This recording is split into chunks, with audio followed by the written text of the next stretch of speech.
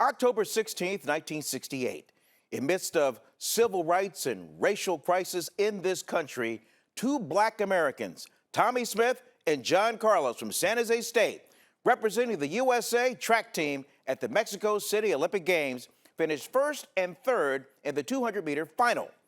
During the national anthem, both raised their gloved fists in the air and delivered the Black Power salute. It was a worldwide platform to call attention to the unrest. They were stripped of their gold and bronze medals, but the message had been delivered. So on Friday, Smith, Carlos, and their then San Jose State professor, Dr. Harry Edwards, were honored for their contributions to sports and community at a Champions of Justice event held by Cal Athletics and the Diversity, Equity, Inclusion, Belonging, and Justice Group. Each were given proclamations. Dr. Edwards, the brilliant professor of sociology at San Jose State and Cal, had an award renamed in his honor. They sat before a packed Alumni House crowd to discuss civil rights issues 56 years after that October 16th day. For Carlos, that decision to come to San Jose State and learn under Dr. Edwards was a solid one. The bottom line is, I'm here, and I went to San Jose State as a result of Dr. Edwards. And we've been buddies before that time, during that time, and for all time. We will always be bonded together. Rise high as the listening skies. Can you believe that, yes, this happened in 1968. This is 2024, and it's still relevant. I mean, it is still solid, it's still vivid in the history of American sports. What say you about that when you think about that?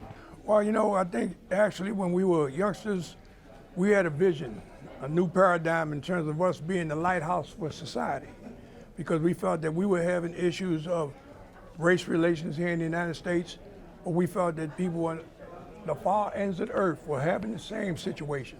Tommie Smith and John Carlos were that era's leading proponents of leveraging sports and that tremendous platform and stage to generate social change and human rights in society. But if you go back and look, that was an old paradigm. It had been around for generations before then, with each generation of athletes linking it up to the movement. Dignity, respect, human rights, social justice.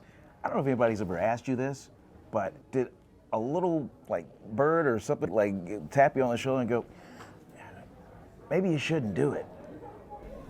Never no hesitation, never no fear. I've been taught since I was a little kid, stand by your convictions. You know, like I remember when I was a little kid, it's things that I saw that my parents didn't see.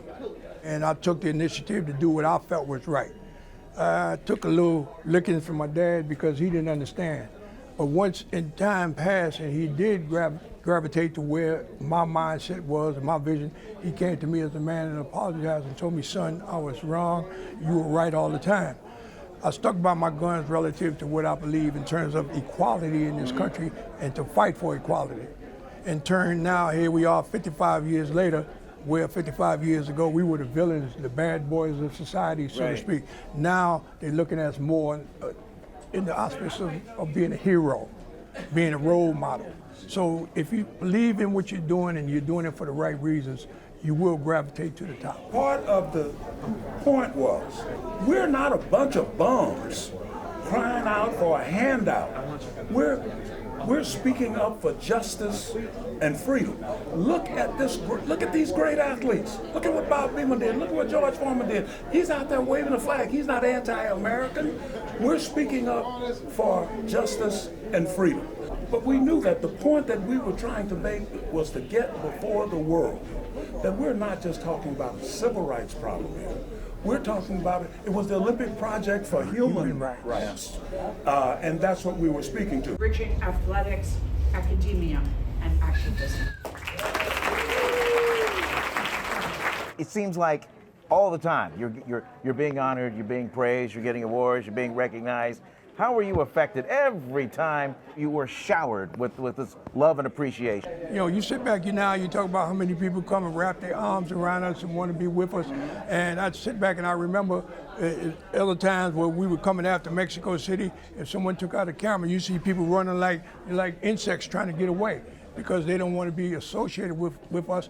Not because they didn't have respect, love, or admiration for us, but merely because they were afraid of reprisal for being associated with us. You know, I remember when I come out to California the first time, and Dr. Abe was advocating the Olympic Project for Human Rights. And then I sit back and I remember they took a German Shepherd, a black German Shepherd, and stabbed the dog up and left the dog in his doorway and tell him, say, this is you next.